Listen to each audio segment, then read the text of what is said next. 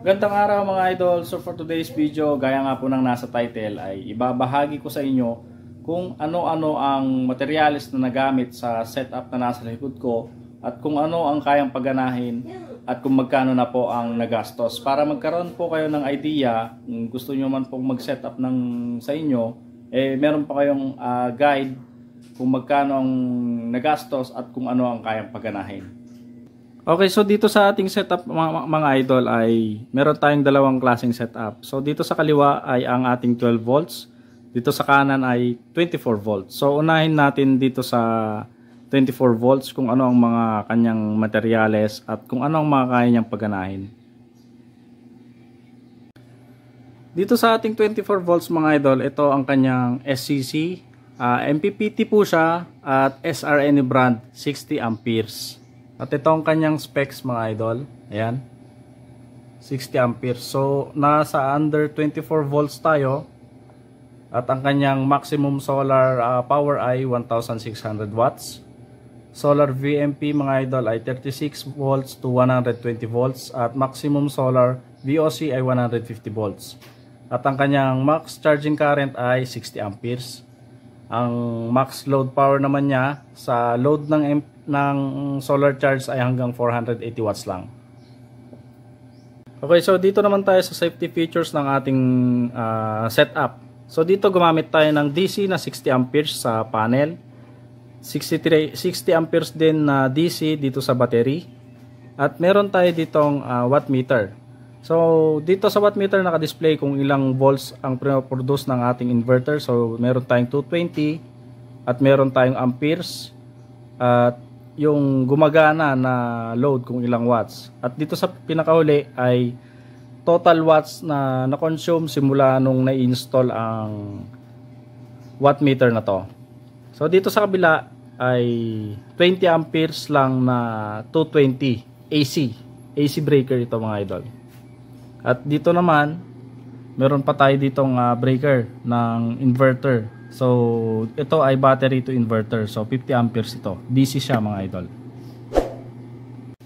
So ito naman ang ating inverter mga idol. Ito ay 24 volts toroidal solar inverter. So ang brand niya ay One Solar. Okay, so ito ay 1 kilowatt mga idol. So ang meron siyang peak power na for a certain seconds lang, meron siyang peak power na 3 kilowatt. So kaya niyang magpaandar ng may surge na appliances na hanggang 3 kilowatt lang for a certain seconds lang mga idol. Gaya ng mga water pump, ayan, pwede itong inverter na ito. So 24 volts lang siya, ibig sabihin hindi siya pwede sa mga 12 volts or 36 volts, 48 volts. So 24 volts lang talaga siya mga idol. So 220 na rin siya, 60 Hz yung kanyang frequency. So maganda rin siya para sa mga induction na appliances gaya ng rice cooker or mga appliances na umiinit mga idol. So meron din siyang fan sa ibaba para kapag medyo mainit yung kanyang mga or mataas yung kanyang load ay automatic na lalakas yung buga ng kanyang exhaust fan. So ngayon meron naman siyang parang normal na operation na fan na 24/7 na umaandar. Kaya nga lang di naman siya ganoon kalakas. Hindi naman siya yung gaya ng iba na maingay. Meron din siyang AC input mga idol. So pwede tong lagyan ng AC sa kanyang connection para kapag nalobat yung inyong battery ay sasalo yung DIO nyo. Pwede yung ilagay dito. Pwede rin siyang mag AC charge mga idol, pero maximum lang ng kanyang AC charge ay mga 4.5 amperes lang, mga ganon. So pwede siya. Kaya nga lang dito sa ating setup ay hindi ko na nilagay ang kanyang AC input. So okay, so gumamit din tayo ng ATS or automatic transfer switch sa ating setup na 24 volts. Para kung sakali man na malobat ang ating setup ay merong sasalong grid sa ating mga load. Dito naman sa ginamit nating baterya, ito ay ang tinatawag na Sinopoly. Sinopoly, bali meron tayong 8 na piraso na Sinopoly. 90 Ah ang isa.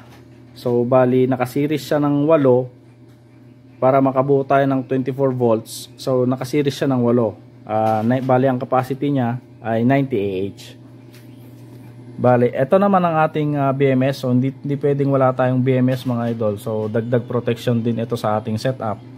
At ito ang ating active balancer. Ang active balancer natin ay 10 amperes toroidal type din siya. So hindi siya capacitor type. Dito sa ating solar panels mga idol ay meron tayong 3 solar panel sa ating bubong. Ang nasa gitna ay ang panel ng ating 12 volts, 280 watts at poly po siya. Dito naman sa right tsaka left ay dalawang 450 watts na mono para sa ating 24 volts. Naman po ang kayang paandarin ng ating setup na 24 volts 1 kilowatt 90 Ah. So ito po ang mga kaya niyang paandarin. Kaya niyang paganahin ang ref.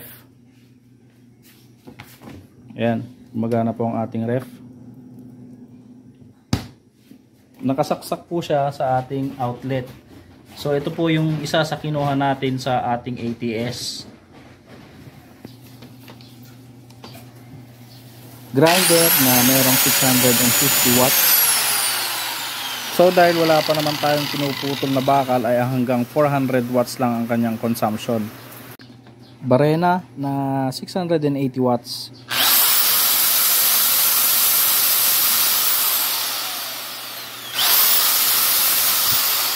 So dahil wala rin naman tayo ditong binubutas, hanggang 500 watts lang ang kanyang consumption. Okay, so subukan natin yung rice cooker kung kakayanin ba. Okay, so ito ang ating rice cooker, Hyundai 400 watts. So magsasaing tayo ngayon. Dahil maganda naman ang sikat ng araw. So isasaksak natin dito sa outlet na nakuha natin sa ATS. So kasama niya ang ref.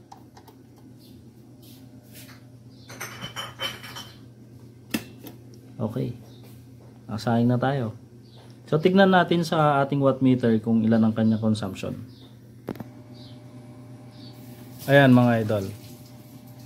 So meron tayong consumption na 452 watts kasama na yung ref, yung andar ng ref. Dito naman sa ating inverter, makikita natin kung ilang volts ang battery, ilan ang output at kung ilan ang percentage ng ating load. So dahil meron tayong ref at saka rice cooker na gamit, so umabot siya ng 37%.